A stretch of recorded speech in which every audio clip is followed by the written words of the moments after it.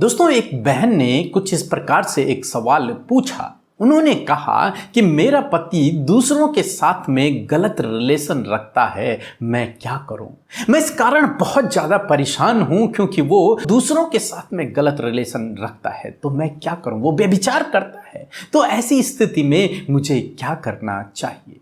दोस्तों, हो सकता है आपके साथ में भी ये प्रॉब्लम हो, या फिर किसी भाई के साथ में ये प्रॉब्लम हो, या फिर किसी बहन के साथ में ये प्रॉब्लम हो सकता है आपके मन में भी ये विचार हो और अनेक प्रकार के विचार आपके मन में आते हों कि मैं इससे तलाक कर लूं, मैं इससे डिवोर्स ले लूं, या फिर मैं आत्महत्या कर लूं, या फिर मैं अपने परिवार को छोड़कर चले जाऊं। इस प्रकार के अनेक बातें आपके मन में आती होंगी। हो सकता है दुष्ट आपके मन में ये भी डालता हो कि मैं इसी व्यक्ति को मार दूं।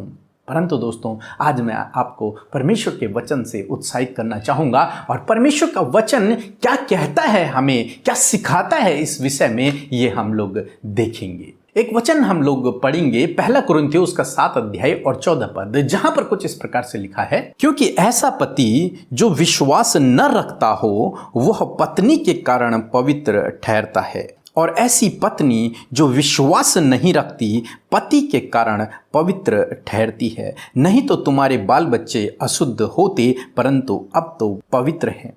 दोस्तों, यहां पर परमेश्वर का वचन कहता है कि एक अविश्वासी पति उसकी विश्वासी पत्नी के कारण पवित्र ठहरता है, और एक अविश्वासी पत्नी एक विश्वासी पति के द्वारा पवित्र ठहरती है।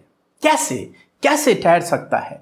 क्योंकि उसके चाल चलन के द्वारा। परंतु दोस्तों, ये कैसे संभव है? उद्धार तो हम सबका पर्सनल है, तो फिर ये कैसे संभव है?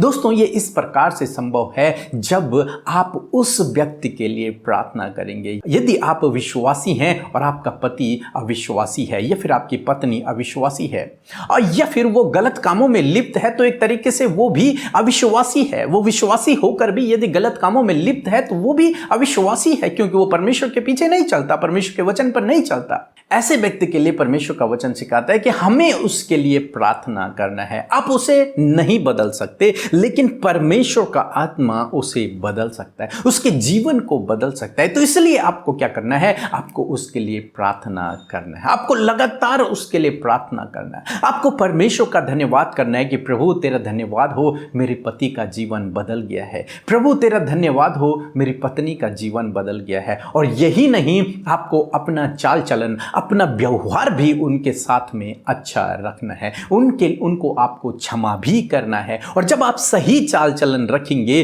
तो हम परमेश्वर के वचन पर विश्वास करते हैं कि आपके पति का या फिर आपकी पत्नी का जीवन अवश्य बच जाएगा।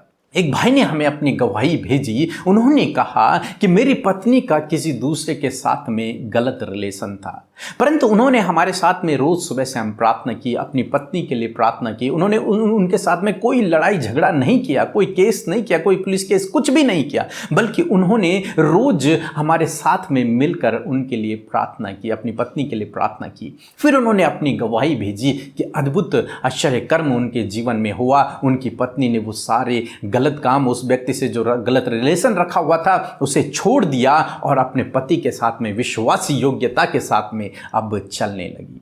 दोस्तों, और यदि ये व्यक्ति इस समय में कोई गलत डिसीजन ले लेता तो उनका परिवार टूट जाता, लेकिन उसने प्रार्थना का सहारा लिया, और जब प्रार्थना का सहारा लिया तो प्रभु ने उसके जीवन में कार्य किया, क्योंकि हमारा परमेश्वर हृदयों को बदलने वाला परमेश्वर। तो इसलिए आपको भी उस व्यक्ति के लिए प्रार्थना करना है, अपने पति के लिए, अपनी पत्नी के लिए लगातार प्रार्थना करना है। और जब आप प्रार्थना करेंगे तो उनका जीवन बच जाएगा। सो दोस्तों, मैं आशा करता हूं कि आप समझ गए होंगे कि आपको क्या करना है। आपको उनके लिए प्रार्थना करना है, धीरज रखना है।